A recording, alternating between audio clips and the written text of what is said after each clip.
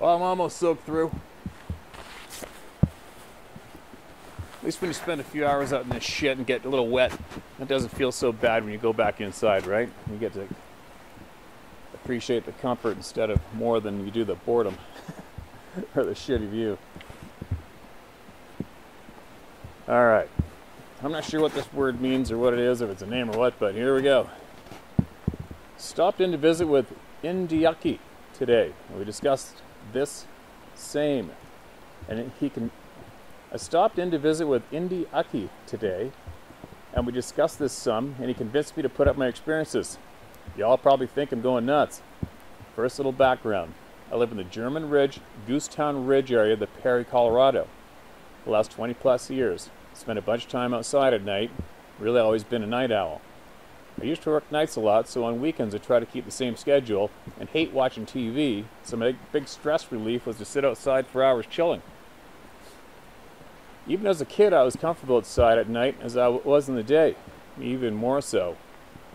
So anyway, over the last couple of years I've been outside at night. I've heard something. I know what coyotes, bobcats, foxes, owls, and about any other critter that roams the night sound like. Even listened to recordings of mountain lions and a few other non-native species, and whatever it was, wasn't anything I've heard before. The neighbors all know I like to be outside at night, and have asked if I've heard anything odd. One thing I noticed is that I'll be outside, can hear dogs barking, bugs singing, owls hooting, all the normal night sounds, and it'll be suddenly go dead silent. I mean, I can hear a pin drop silent. Not a single natural sound.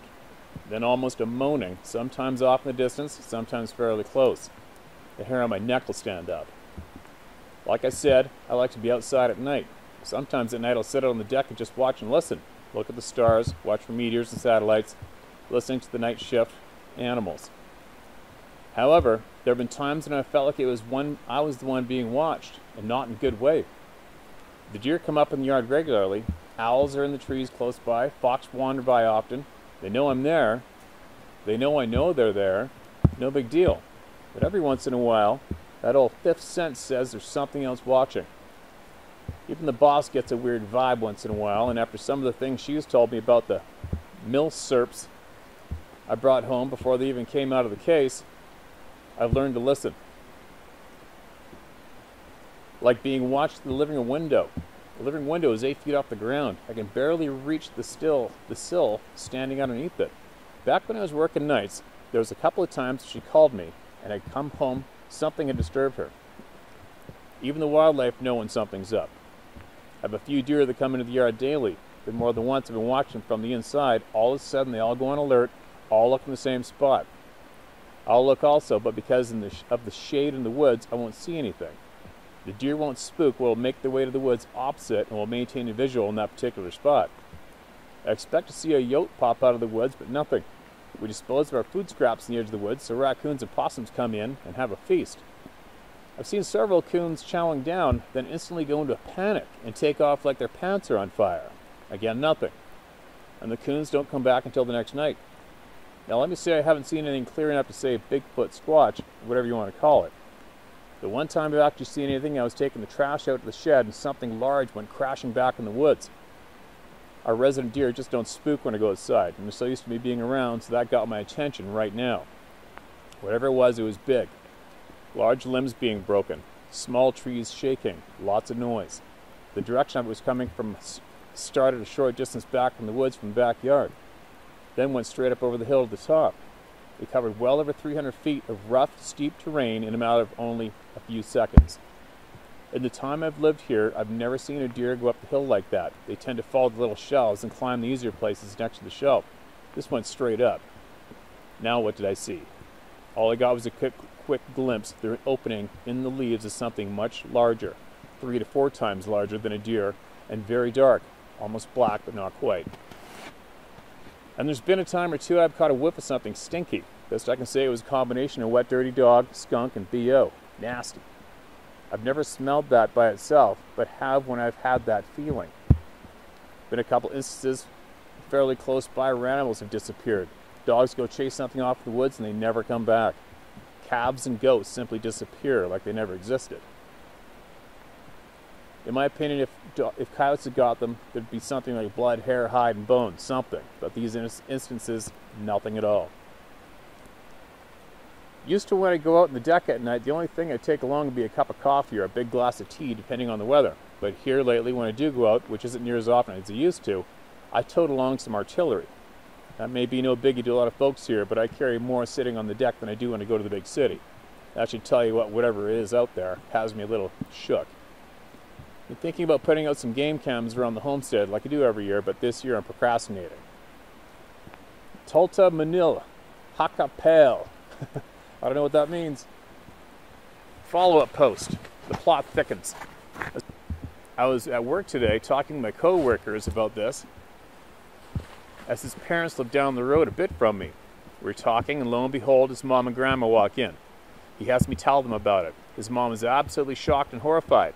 Grandma, who's nodding her head as I was talking, starts to tell us what she has heard and tells about some of the old sightings back in the 60s and 70s. As well, some of what she was told was when she was a young gun. Follow-up post again. Don't have a lot of time to post it tonight, but I had the opportunity to talk with a co-worker's mom who lives down the road from me a bit, and his grandma grew up far from here. Let's just say my experience has not been unique. Thank you, John. With your permission, I'd like to forward this to Steve Isdall. Yes, feel free. Last post. I heard a second story a couple days ago. A local guy who comes in often has a bunch of goats and a couple of Great Pyrenees to watch over them. He had a goat disappear a couple weeks ago. The rest of the goats stayed in their goat house for 3 days, and the dogs are right in there with them. As the crow flies, might be a mile from my place. So this is what's taking place in rural southern Indiana right now. Thanks again, Steve, and God bless Gary. All right, so you didn't flew in the last couple of paragraphs for him conversing with somebody else in the neighborhood, right? It's funny when you talk about animals getting taken away or freaking out. Listen to this one. This happened in a place called Owl Ridge, which is 7 minutes from my place. And this happened a little while ago, and there's mountain goats from the subdivision there, way up in those peaks, way up in those rock cliffs, up on the top of the mountain, back behind the houses. And if you try to cross the valley, well, for a mountain goat, you can't really, because you got to come down, go through all that flat of timber, cross the highway, and then cross a river, 2 rivers, and then up the other side. And then you're going to have to go through a mile of timber just to get back up to those rocky cliffs again. So there's very, very seldom any reason for any mountain goat to attempt to cross the valley south. But these houses are south of those rock faces. So anyway, a friend of mine was telling me that his neighbor at Owl Ridge had told him that a mountain goat had come busting out of the timber in the backyard, traveling south from those mountains in the back, and was panting like an exhausted dog and stood on their lawn all day long and would not leave. And the neighbor noticed something large and black in the forest behind the house, staying in the shadows, and it wouldn't come out. Go figure, right? Pretty sure we all know what that was.